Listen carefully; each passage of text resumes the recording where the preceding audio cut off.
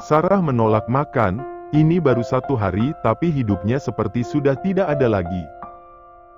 Mengakui dirinya adalah ibu yang buruk, hanya bisa melahirkan lalu menyuruh pria yang sebagai ayahnya yang membesarkan.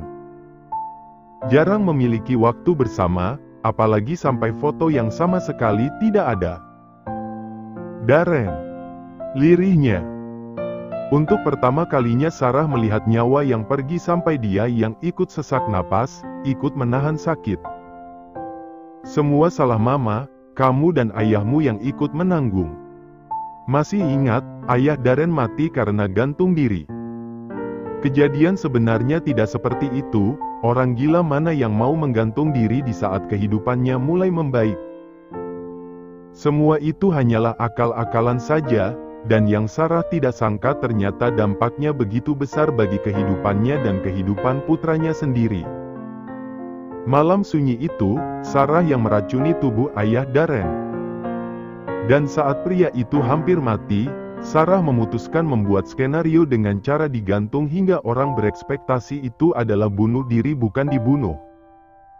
Sarah juga mengubah hasil otopsinya agar dia aman. Ya, begitulah cara uang bekerja untuk kita. Tapi sekarang, uang itu uang memakan dirinya hingga Sarah seperti mati perlahan karena siksaannya. Menatap lengannya yang dulu begitu mulus karena dia seorang model, kini lengan yang dibanggakannya itu sudah tidak sebagus dulu lagi. Sudah cacat oleh banyaknya bekas jarum suntik, terasa sakit tapi masih lebih sakit hatinya. Karmamu sedang berjalan. Sarah memilih diam, tidak ingin menanggapi Manuel yang semakin hari semakin menyebalkan. Karmamu sedang berjalan hingga memakanmu dengan perlahan. Manuel duduk tepat di depan Sarah yang menatap kosong ke depan. Kini, ruangan tahanannya sudah diganti. Tidak lagi lembab, bau dan gelap. Sekarang lebih bisa dikatakan gudang. Berhentilah untuk mengoceh Manuel, ingat juga kalau kita hampir sama. Artinya karmamu juga sedang mencari jalan menuju ke kamu. Manuel tertawa, tawanya begitu keras sampai dia sendiri memegangi perutnya yang terasa kram. Benarkah? Kenapa ini membuatku takut? Ejeknya. Sarah diam, semakin diladeni tingkahnya semakin menyebalkan. Nikmati saja, ulahmu yang memulai duluan. Seperti saya yang kehilangan istri dan kepercayaan anak saya sendiri, maka kamu juga pantas kehilangan semua orang dalam hidupmu. Ucapnya, selalu angkuh. Jangan berharap bisa melakukan bunuh diri, kalau perlu saya akan potong lidahmu. Sarah tentu takut mati, dia takut dengan yang namanya kehidupan setelah mati. Meski jauh dari Tuhan, namun yang benar dan yang salah dia tahu. Aku pergi dulu, selamat menikmati waktumu di ruangan baru. Mantan budak seksku. Hina sekali panggilannya, hanya karena Sarah pernah berlutut di depannya. Pria tua sialan. Gumamnya, sekarang bukan dendam pada Abraham atau Damian namun pada Manuel. Di dalam sebuah mansion, Hasya acuh tak acuh saat makan malam dimulai, melihat itu Manuel tersenyum dalam diamnya karena melihat cucunya yang bertengkar.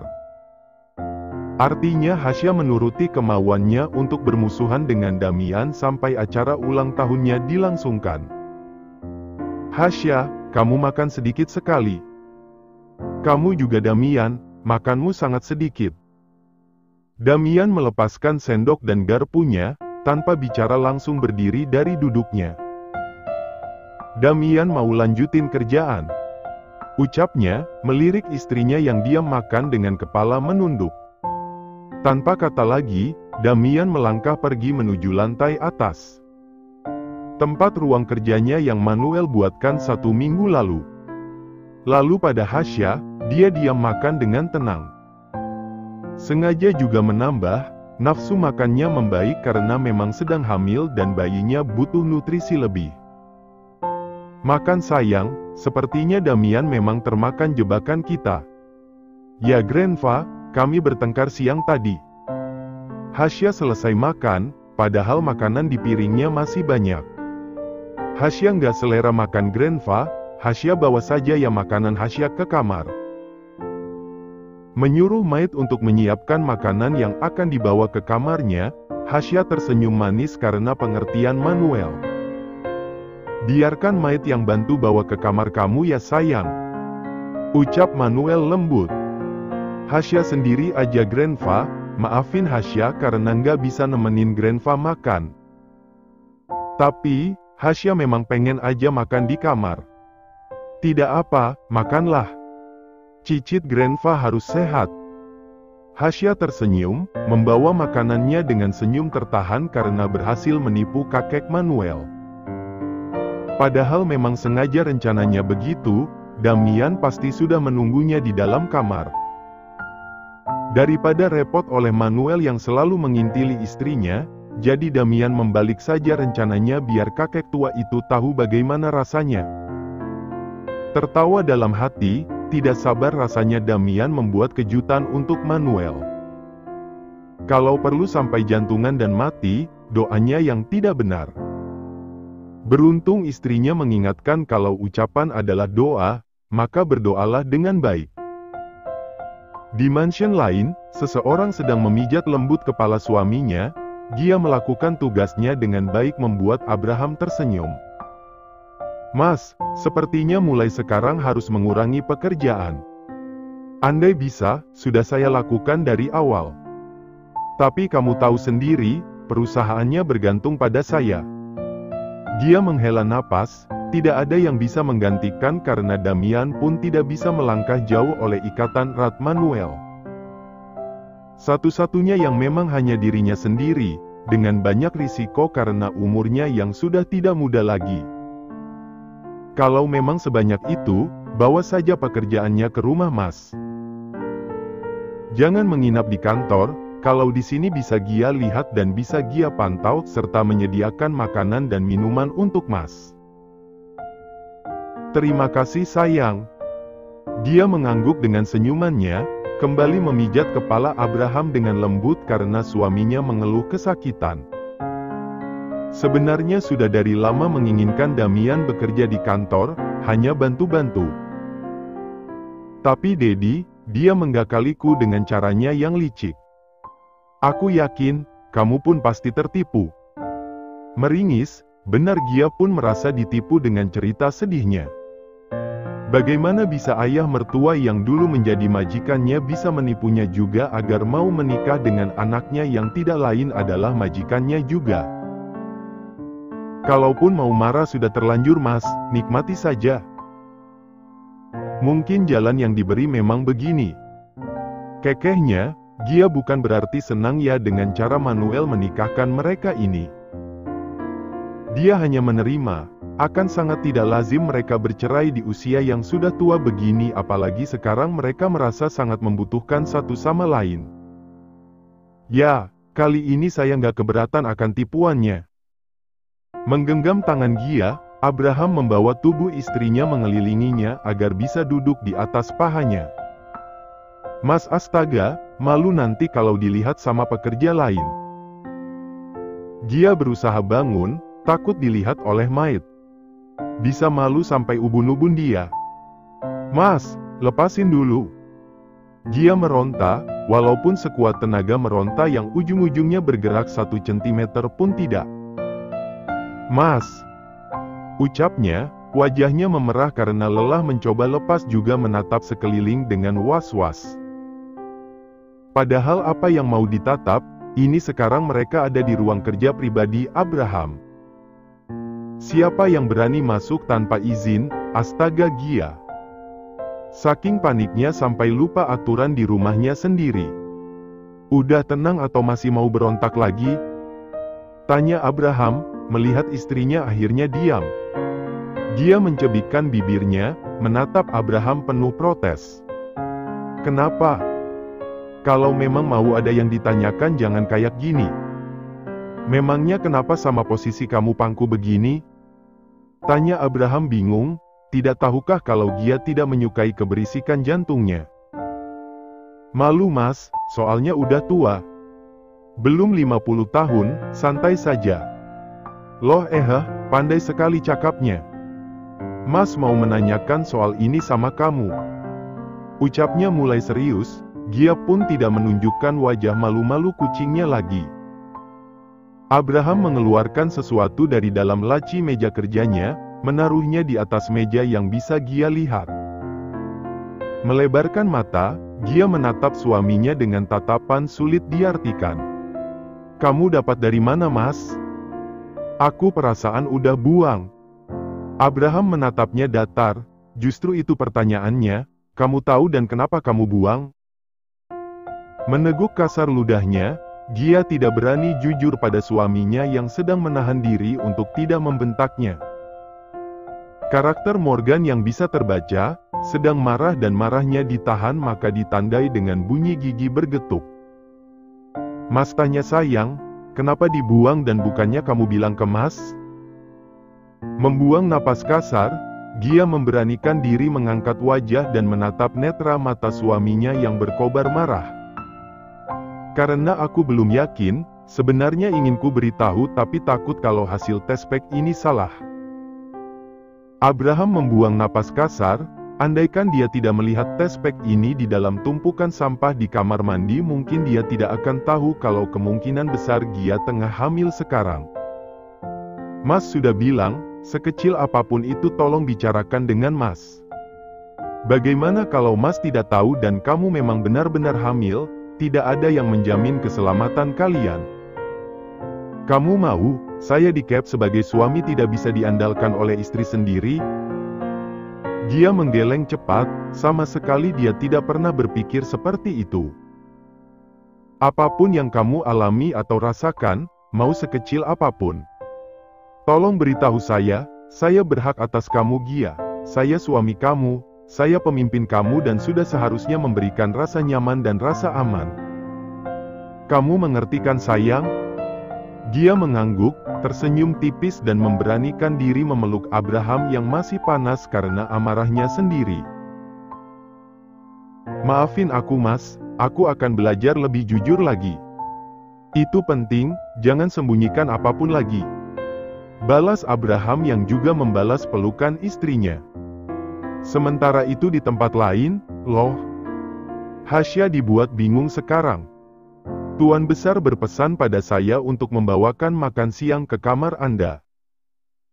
Hasya pasrah dengan hidangan makanan yang dibawa ke dalam kamar hanya untuk dirinya sendiri, seperti dilarang untuk ikut bergabung di meja makan. Terima kasih. Sudah menjadi tugas saya Nona Muda, saya permisi. Hasya mengangguk, membiarkan Maid tadi pergi. Dan sekarang dirinya yang kebingungan harus apa karena banyaknya makanan ini. Tapi baru mengangkat satu piring kosong, Hasya dibuat kembali bingung dengan kertas kecil yang terselip di sana. Penasaran, Hasya membuka lipatan kertas yang ternyata berisi sebuah kata-kata dari Damian. Aku yang mendatangkan Maid tadi untuk membawakan makan siangmu di kamar. Jangan keluar kamar sampai aku yang masuk ke dalam kamar. Nikmati makan siangmu sayang, I love you. Jadi makanan ini bukan dari Manuel melainkan Damian, astaga rencana apalagi yang suaminya itu buat sekarang. Apa yang terjadi? Gumamnya, sebagai wanita tentu rasa penasaran tinggi adalah hal biasa. Termasuk untuk Hasya yang manusia biasa. Sementara itu, di lantai 1. Lebih tepatnya di atas meja makan panjang yang ternyata begitu ramai diduduki hingga penuh. Memakai baju hitam, warna kebanggaan mereka dan saling menatap dengan sengit namun bukan tatapan permusuhan. So, tanya Damian, membuka obrolan mereka setelah hanya diam selama duduk di sini. Kami hanya berkunjung Tuan Muda, tidak lebih. Sudah begitu lama kami tidak memastikan langsung keadaan Master. Damian memutar bola matanya malas, melihat Manuel yang tertawa keras karena masih saja dipanggil Master. Tidak perlu terlalu protektif, dia akan mati sebentar lagi. Santai tanpa beban, melihat lawan bicaranya langsung diam. Manuel berdehem, Damian ini merusak suasana saja. Padahal mereka baru duduk 10 menit yang lalu. Jangan pedulikan, silahkan nikmati hidangan makan malam sederhana ini. Damian yakin, sangat yakin kalau tujuan mereka bukan hanya sekedar untuk berbasa-basi menanyai kabar Manuel. Seperti yang sudah-sudah, ujung-ujungnya meminta dana untuk klan mereka, meminta bantuan tenaga untuk klan mereka dan lain sebagainya. Mengatasnamakan sebuah persahabatan, memuakkan sekali begitu Damian lihat 1 tahun pertama dia di sini.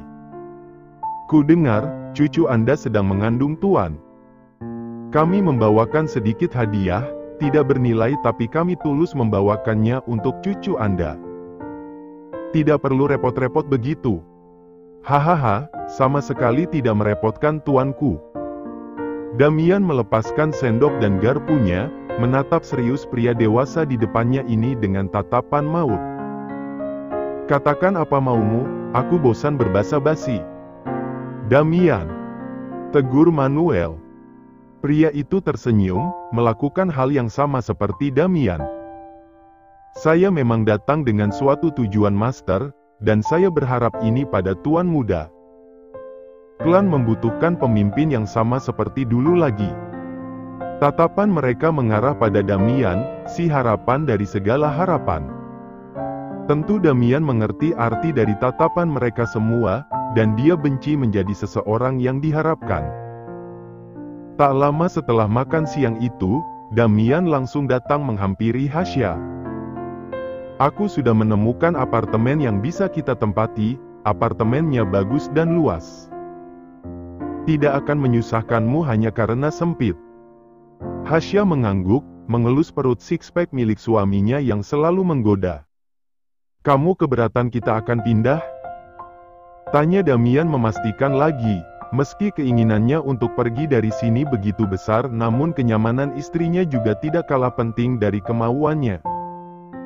Aku nyaman, cuma mungkin perlu adaptasi lagi. Damian tersenyum, membiarkan lagi tanpa mengganggu kegiatan istrinya. Tapi menurut kamu, Grandpa tidak akan marahkan kita pergi? Aku lebih baik menanggung kemarahan daripada terus di sini dan sakit hati. Ini yang Hasya penasaran kan, bagian mana dari sikap Manuel yang membuat suaminya sakit hati. Sementara yang Hasya lihat adalah hal yang baik-baik saja. Boleh aku tanya sesuatu? Untuk kali ini, aku belum bisa jawab semua pertanyaan yang mungkin ganggu dan ganjal di hati kamu sayang. Maaf ya. Padahal Hasya belum menanyakan apapun, tapi Damian sudah menolaknya lebih dahulu. Ya nggak apa-apa, tapi semoga suatu saat nanti kamu kasih tahu aku alasannya. Tidak ingin memaksakan, Hasya mengikuti kemauan Damian. Ingin bercerita dan terbuka kapanpun dia mau. Jangan dimasukkan ke dalam hati, kadang memang orang tua kalau ngomong suka nggak tahu kondisi. Damian ini yang tersenyum, memeluk tubuh mungil istrinya dengan gemas. Kita kapan pulang ke Indonesia? Pernikahan Mas Daniel. 2 hari lagi, biarin aku selesaikan kerjaanku dulu ya. Hasya mengangguk mengerti, posisi suaminya memang tidak mudah. Menjadi pewaris dari sebuah perusahaan besar, memiliki tekanan bahkan hanya untuk 1 tanda tangan Damian perlu belajar 1 minggu. Hasya yang melihatnya sudah pusing duluan, memang benar ternyata. Dia tidak bisa bekerja sesuai ucapan suaminya, bisanya hanya menerima uang bulanan. Karena kalau bekerja, sudah dipastikan akan sesibuk apa Hasya nanti. Dan kalau benar itu terjadi, wah bisa gawat. Damian bisa ngamuk menghancurkan segala barang yang ada di dekatnya kalau sampai Hasya lebih memilih pekerjaan daripada dirinya. Padahal aku mimpinya kerja kantoran lo dulu pas masih sekolah. Oh iya? Tanya Damian, melepaskan pelukan mereka dan menunggu cita-cita seperti apa yang wanitanya inginkan. Dulu aku pikir nyari uang setelah lulus sekolah itu mudah. Aku bahkan udah rancang mau kuliah dan cari beasiswa lalu setelah lulus cari kerja kantoran dan nyicil rumah. Hasya terkekeh. Kalau dipikir-pikir cita-citaku semulus itu ya, padahal kalau dijalani susah banget. Damian mengangguk, zaman sekarang apa-apa susah. Bagi yang beruang saja kadang mikir untuk terlalu menghambur-hamburkan uang mereka, apalagi untuk kaum menengah ke atas, atau bahkan yang sama sekali tidak mampu. Tapi aku ketemu kamu, cita-citaku tadi nggak ada apa-apanya. Aku tinggal duduk cantik, uang masuk ke rekeningku tiap bulan. Tertawa keras, Hasya menikmati hidup mewahnya sekarang. Meski harus sok dulu dengan semua barang yang dia pakai dan makanan apa yang dia makan. Itu gunanya aku kerja. Tapi enak ya, kamu jadi pewaris. Damian menggeleng, tidak seindah itu sayang, kelihatannya saja yang enak aslinya tidak. Menjadi pewaris artinya sudah memiliki tanggung jawab sejak kecil, bahkan dituntut menjadi sempurna karena pewaris dilarang memiliki kecacatan. Damian mengingat masa di mana dia dimasukkan ke dalam asrama, tempat seperti penjara karena memang semuanya berjenis kelamin laki-laki. Belum lagi, tidak diizinkan pulang. Hanya fokus dengan kegiatan sekolah, mulai dari akademik maupun non-akademik. Dan yang paling membuatnya stres adalah nilai yang harus sempurna, menguasai bidang olahraga banyak. Tuntutan keras yang membuatnya sakit kepala bila memikirkannya waktu itu. Tapi siapa sangka, Damian berhasil melewati fase itu. Hingga nilai sempurna, dijadikan idola, menguasai banyak bidang olahraga. Karena semua prestasinya itu, banyak yang menyukainya. Baru Damian mengerti arti dari kata populer dengan bakat yang dimiliki. Sayang. Panggil Hasya, karena Damian malah melamun saat mereka sedang bicara. Kenapa? Tanyanya lagi. Kita lagi cerita masa lalu, kamu malah bengong. Ada yang salah? Tanya Hasya. Damian menggeleng, Hasya sedikit flashback dengan masa lalunya. Tapi kamu tahu nggak, yang aku pikirin sekarang tuh nasib ibu panti aku yang dulu sama adik-adik aku. Sekarang mereka apa kabar ya? Udah punya tempat tinggal belum? Bisa makan setiap hari belum? Damian mengerti perasaan istrinya, bagaimanapun juga ibu panti itu sudah seperti ibu kandungnya. Aku bakal cari. Hasya melotot, beneran bakalan dicari? Kamu seriusan? Tanyanya, melompat dari rebahannya yang nyaman menjadi duduk cantik. Damian mengangguk cepat, senyumannya merekah melihat senyuman manis istrinya. Kamu janji ya ini? Ya sayang, aku janji. Suami aku. Memeluk Damian erat, sudah seperti ulat bulu saja. Hasya senang bukan main, Damian akhirnya mau mencarikan sosok ibu panti yang sangat besar jasanya pada Hasya. Makasih, makasih, makasih. Mengecup pipi Damian bruntal, sampai air liurnya muncrat. Tapi bukannya marah, Damian malah tertawa karena tingkah menggemaskan istrinya yang jarang sekali seperti ini sejak menjadi seorang istri. Aku jadi kangen pas kamu masih polos-polosnya. Kekehnya. Itu sudah lama, saat Hasya masih bisa Damian akali. Masa lalu memang selalu membuat malu, tapi kadang rindu juga.